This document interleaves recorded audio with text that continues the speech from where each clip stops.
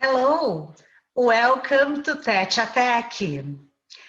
From today on, BayBrazil board members and myself will be chatting with various business leaders, entrepreneurs, to bring for you some insights on how the coronavirus crisis is impacting business and life as we know it. Today, I welcome Fred Aslan, board member of BayBrazil and Chief Business Officer at Vividion Technologies. Bem-vindo, Fred. Obrigado. Fred, you are in San Diego. Tell us what is the situation there, starting from your health and your family.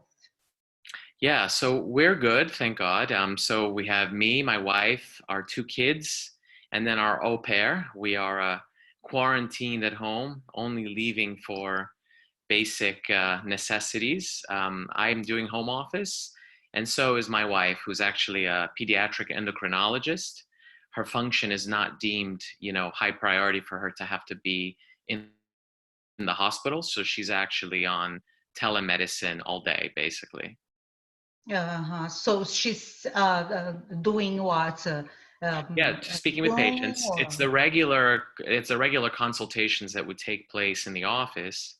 They're actually happening over the phone, so she can give continuity to many of the patients that have the several chronic diseases that she treats. Got it. Fred, this global pandemic has impacted all aspects of life in the US, economy, infrastructure, health systems. What are the most relevant issues that you see in healthcare at this moment? Yeah, so I guess two things, right? One, from an infrastructure and healthcare, I think the thing that everybody is focused on, I'm not a COVID expert, but my understanding, people are very focused on hospital beds and ICU beds for patients that actually get very serious. Again, it's not, I think given the numbers that we have today, people are less worried about, let's say, the mortality with the numbers today, but more about the, tens of, 20% of people that actually get coronavirus and then require hospitalization. And then the question is whether there are enough beds and ICU beds, not for the moment, but if things actually, quadruple, 10x, 20x, 100x from where we are today. That's been the main concern.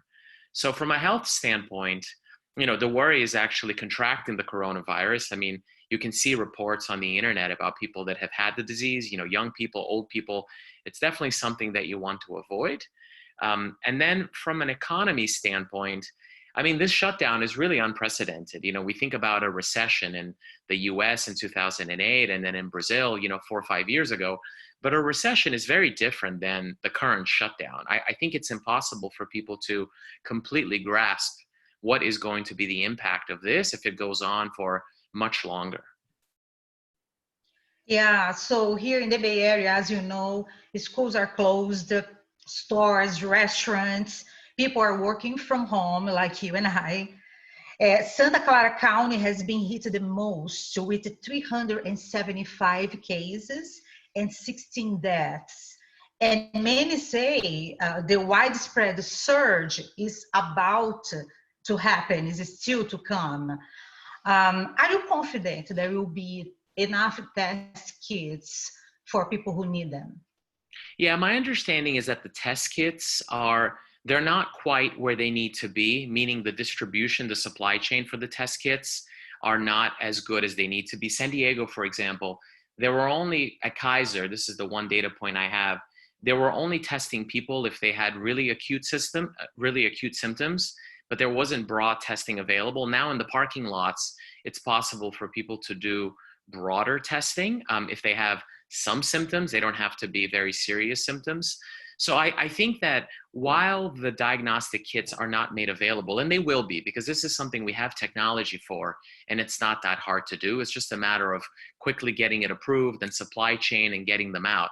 So I think we'll have them, but until we have them, we won't really know what the denominator is of number of patients that actually have COVID-19. But I think in terms of diagnostics, we're going to be there very quickly. What's going to take a really long time and probably will sort of surpass the time with which we're going to be with COVID-19 is this notion of vaccines and treatments. This is something that's going to take many, many months, and hopefully in many, many months, we'll be done with this pandemic. It's incredible to see how is now a global event, a global catastrophe.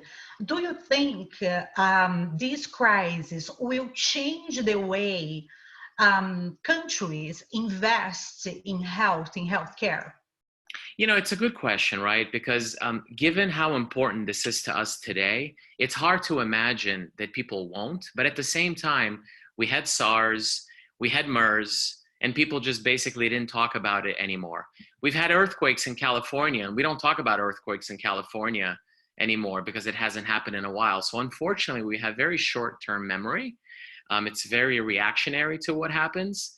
So the one thing that I think people will learn is what we're doing now is very unprecedented. This notion of like shutting down complete countries and cities is something that is unprecedented. And I think we're going to learn over the next months which approaches actually work best.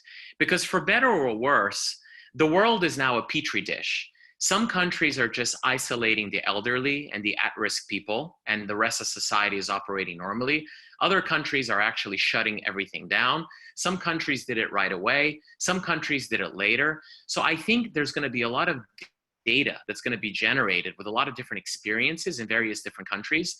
And I imagine that over the next year or two, we're going to develop a better consensus of how to do this, because we're actually doing this when it's never really been done before to this extent. And it's this notion of doing it without any previous data to back ourselves on that I think gives people the most angst about everything that's happening. If we were following a particular protocol, you know, that has been done in the past, we will feel more at ease. The virus is spreading now in a way that can be fairly predictable, given what they know about its spread over the last month. But what isn't predictable and what isn't tested is how governments respond to this spread. So that's something that I think will be better prepared to deal with if there is another pandemic that looks similar to this one. Now, that was about Vividion with this, what has changed in the corporate dynamics since this crisis happened, how it's been to work from home, what is your experience so far? And for those who don't know Vividion Therapeutics, tell us about. Yeah, sure. So Vividion is a very typical preclinical biotech company, which means we don't have products in clinical development. And basically all of the activities in the company are R&D activities in the lab. So it's chemists and biologists who are developing new drugs against a variety of different diseases. We have around 90 people with, let's say, 2/3 of the company, more or less, being people that are in the labs that we have in our facilities. Since the California mandate by the governor, we have assumed that we are not exempt from the mandate. And so we're following the guidelines where businesses are supposed to maintain the critical activities to keep the business going. So if you go into Vividion today, we have a skeleton crew that's actually in place following very specific shifts that we put in place for them to be able to go in and do their activities. So those are the people that are still running experiments that require their presence in the lab. Everybody else, and people like me, for example, who's G&A and I can do most of my activities over the phone, we're doing home office, both because we're encouraged to diminish social interaction by the governor, but also because we want to make the people that are going to the office feel like the office is a safe environment because there's less people there. So there's an opportunity for you to do social distancing within the context of our facility. When in Massachusetts, the biotech companies and pharmaceutical companies were considered exempt, and so they were allowed to operate normally. We're still not 100% sure whether that is the intention of the governor or not. So right now, a lot of the biotech companies are relying on their industry groups to be in discussions with the state authorities to actually get a formal answer as to who can go to work and who can't. Because a lot of this it's defined, as we all know from the media, but for your particular business, there's always some degree of gray zone, whether you're included, you're not, are you essential, are you not essential. So I think everybody's in a mad rush to find out whether they specifically are following the practices that are being recommended. Great. Well, you were an investor with Venrock for quite some time, and you worked with various healthcare startups. And you also founded your company, Adavian, and led it for 8 years. We know that startups in Brazil are far more familiar with economic downturns than startups here in Silicon Valley. My question to you is what can you share? Can you share some tips on how to run a startup in tough economic times for those who are not very familiar with that? Yeah, I mean, I would say that it starts with the employees, right? Because there's going to be a lot of uncertainty amongst the employees in terms of generally what's happening to them, to their family, and to their job, right? So I think having that constant communication in terms of like, look, this is what we know, this is what we don't know, this is how we're going to operate. I think that constant communication is very important. Some businesses are in an unfortunate situation where with the downturn and things being in quarantine the way they are, they have to immediately take action and to lay people off, unfortunately. So that's the worst thing that can happen to someone in the middle of a crisis where you have medical uncertainty, but at the same time, you now have uncertainty as to whether you have a job. So airlines, right? Hotels, many of these companies are not in a position to actually guarantee to their employees that their employment is safe. On the opposite extreme are businesses that basically can continue to plow along. They don't require outside demand. So if you're an R&D organization, for example, you're not dependent on outside demand. You're given funding and you're given a runway to actually run your experiments. So you can run these experiments as long as you're allowed to function, right? So for employees in companies that are strictly R&D companies and they're not dependent on the overall economy to operate, these employees can be a little bit more reassured. So employees, number one. Number two, cash is king in a moment like this because you just don't know how you're going to be impacted. I mean, everybody has, accounts payable, you have payroll, you have your ongoing expenses. And unfortunately, it's in moments like this that you're most scared about your ability to find capital if you actually need it. This is why one of the priorities, as you can see on the headlines, the government stimulus and all the measures that are going on, is trying to find ways for banks to actually loan to businesses despite the fact that they're in trouble. The problem is banks are very conservative, right? So they're very nervous in a moment like this to start lending, even though it's 0% that the government is offering them. You get very nervous to actually lend to businesses because you just don't know what this recovery is going to look like, which I think is the reason why the government took the unprecedented step in the last couple of days to actually be lending directly to businesses, to not use banks as intermediaries, because they don't think that the banks can actually do the job by themselves. And this is one where the government stepping in and lending more broadly could actually help. Though I have to tell you, Margarise, people are very afraid, right? People that are running companies now that have a lot of debt and they're figuring out how they're going to service this debt in the middle of of an economic situation like this is very nerve-wracking because you just don't know, what's to come. It's very hard to plan for something that you don't know. So I think all eyes are in these businesses that have this sort of shorter working capital and have working capital requirements and are not able to loan what they can do. In Brazil, you're always very focused on cash because, other than your investors, for example, if we're talking about startups, it's very hard to get loans from banks, et cetera, in general. So you're always very sensitive about your cash flow. So that is actually one of the things that I see US startups now being very focused on is what is my runway? What do I need to do if this is going to stay on like this for the next, 3 to 4 months? So that becomes an imperative. And then the final thing is this notion of where are you in the spectrum of, do I have to start thinking about diminishing the size of my business, because of what's happening? Or do I have the luxury of just sort of sticking with my current path? And the formula there is a tough one, because on the one hand, you want to protect your employees.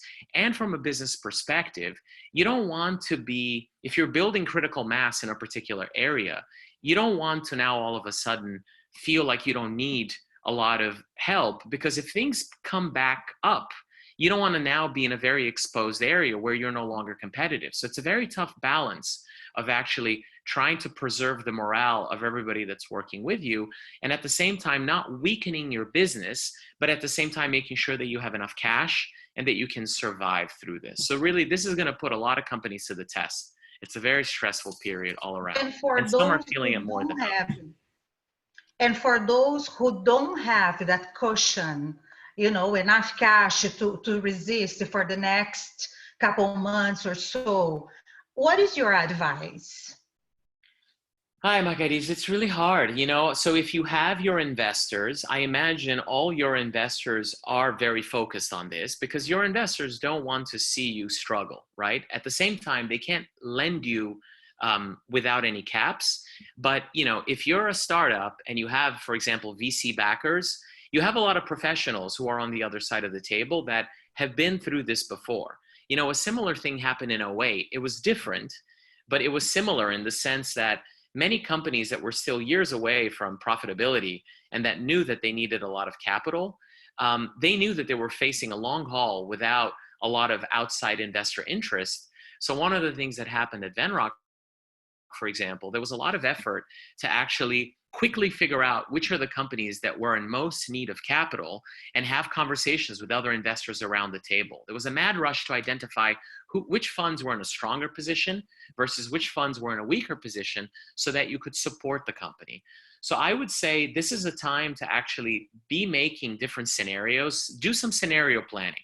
I always think that whenever a situation is really hard, you have to build yourself a worst case scenario so you know what the worst case scenario looks like, and then a realistic scenario so that at least you're dancing between the two. I think to ignore the worst case scenario is a mistake, but to plan for the worst case scenario can also be a mistake.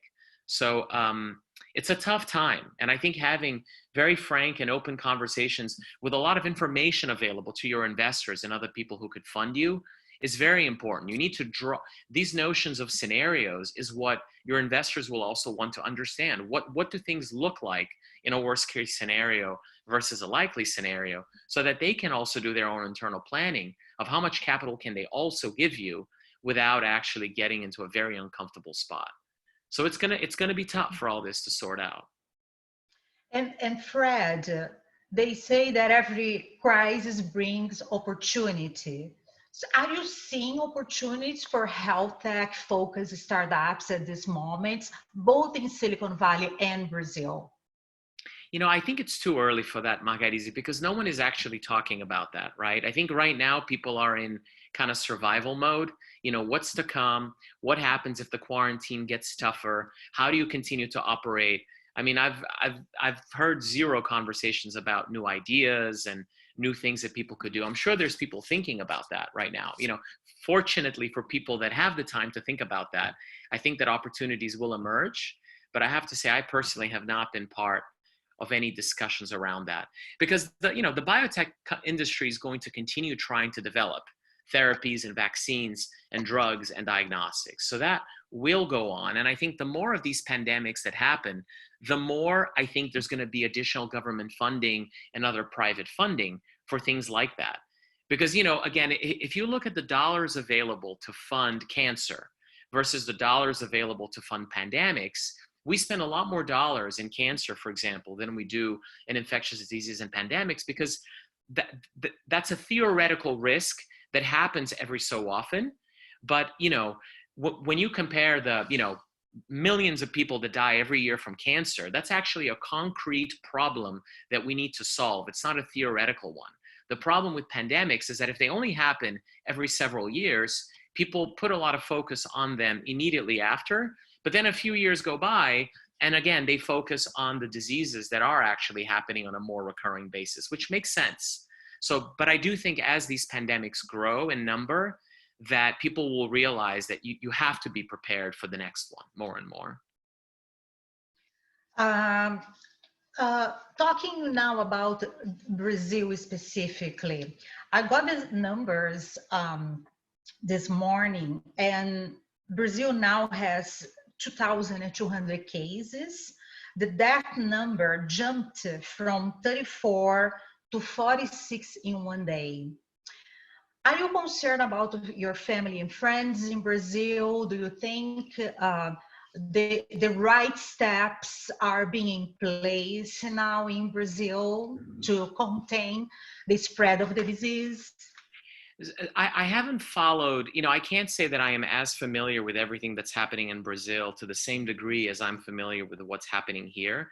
I do feel that Brazil, based on the latest headlines that I have read, they're also following these quarantine measures. I think the state of Sao Paulo was actually shut down for commerce. There's a few manufacturing organizations that are exempt from this, but for the large part, they're trying to implement social distancing. So I don't think I am any more concerned about Brazil than I would be any other country.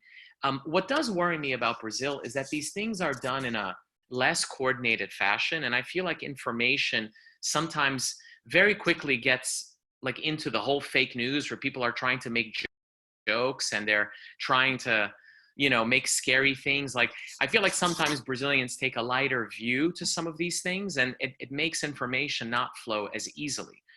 But I do think that they're trying to follow the guidelines and the examples from other countries. And Brazil does have the example that they're at least 2 weeks behind where we are in the US. And the US is at least, 1 to 2 weeks behind what's happening in Europe in terms of where we are on that curve. So, whereas Brazil had a little over 300 cases yesterday, the US had 10,000 cases.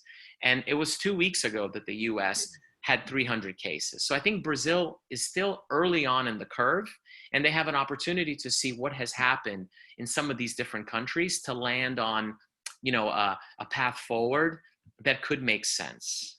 But, I am as worried for my family and friends in Brazil as I am for my family and friends here. The healthcare system in Brazil, of course, is not as good as the healthcare system here. So if the numbers in Brazil get to the same place as they do here, and if these numbers really get to a 10x from where we are, things could be much worse in Brazil. And I'm also curious as to whether, again, the virus is going to spread as easily in Brazil because of the temperature and the warmer temperatures there or not. It's unclear yet whether that's making a difference or not in the spread of the virus. But places like Sao Paulo or Rio, because of the large aggregation of people that are in the same place, and because public transportation is so critical for people, I think that makes it a more at-risk place than the places in the interior. And that's also a comparison that I make living here in San Diego, because here in San Diego there's a lot more limited public transportation than in San Francisco, where I just moved from. So it's much easier to practice social distancing here than it is in San Francisco or New York, for example. Mm-hmm. Fred, Dr. Anthony Fauci, director of the National Institute of Allergy and Infectious Disease, said a few days ago, I think it was last week, that for a while, life is not going to be the way it used to be in the US. When do you expect that life will return to normal? Well, I mean, my guess is as good as anybody's, right? What I would say is I am optimistic that if we see that the cases in Europe, particularly the countries that are ahead of us, right? We're talking about Germany and, Italy, and other countries also affected early on were Iran, France. If we see that those countries that are ahead of the US actually start to flatten out in terms of the new cases and we see a reduction, I'm hopeful that we could see that in the next 2 weeks. Then that means that the US should see that in the subsequent weeks. That would be a really important point, because I think the fearful thing now is, other than South Korea and China that have been able to contain the virus, we don't have any other examples of societies that look a lot like the US. And so once we see a light at the end of the tunnel, I think people can start being more concrete about how to handle the near-term financial impact that we're going to have. So let's say that it's a month until we're feeling confident that there's light at the end of the tunnel. I could see things start to slowly ramp back up in terms of businesses coming back online and sort of dealing with all of the issues around credits and having cash flow and runway and all those things. And then over the subsequent several months, we start to see a normalization. That's an optimistic scenario, and I think that's reasonable. I'm a physician by background, so I understand how viruses spread. The point is these viruses don't do miraculous things. Like, they spread if, air droplets are if you cough on someone, or if you're breathing over somebody's food, or if you're sick, and right? I mean, there's basic things that if we're washing our hands, we're doing social distances, we have to be stopping the spread of the virus, right? That's just a logical, physical thing. So I'm confident that if things don't improve quickly, then people are going to be taking more and more dramatic measures in order to slow it down. So eventually we'll get there. What I fear is if we have to wait too long for more dramatic measures to come online, I don't know that the economy can recover so easily from something like that. So yeah, I am, let's say, optimistic that this can happen, but I am at the same time just really curious and afraid, like everybody else, of how this whole thing unfolds, because no one really knows. Exactly. Fred, thank you so much. It's good to see you. I'm so glad that we are back with this session and keep the dialogue between leaders in Brazil and Silicon Valley going. And you're going to be coming back as a moderator of one session later on. In a few days, I think, right? You're going to be interviewing someone at Vividion. Do you have a date for that already? Not yet, right? No, I don't, but I'll send it to you and then you can broadcast. Sure, sure. Well, and I want to thank everybody who joined us from home, from your home offices. And I want to say that Thursday, we're going to be having another session. We will announce it tomorrow. This conversation of Fred and I will be available in our channels, the recording of this conversation. Thank you so much for joining us. Obrigada, Fred. We'll see you soon. Yeah, my pleasure. Stay safe, everybody. Bye-bye. Stay safe. Ciao.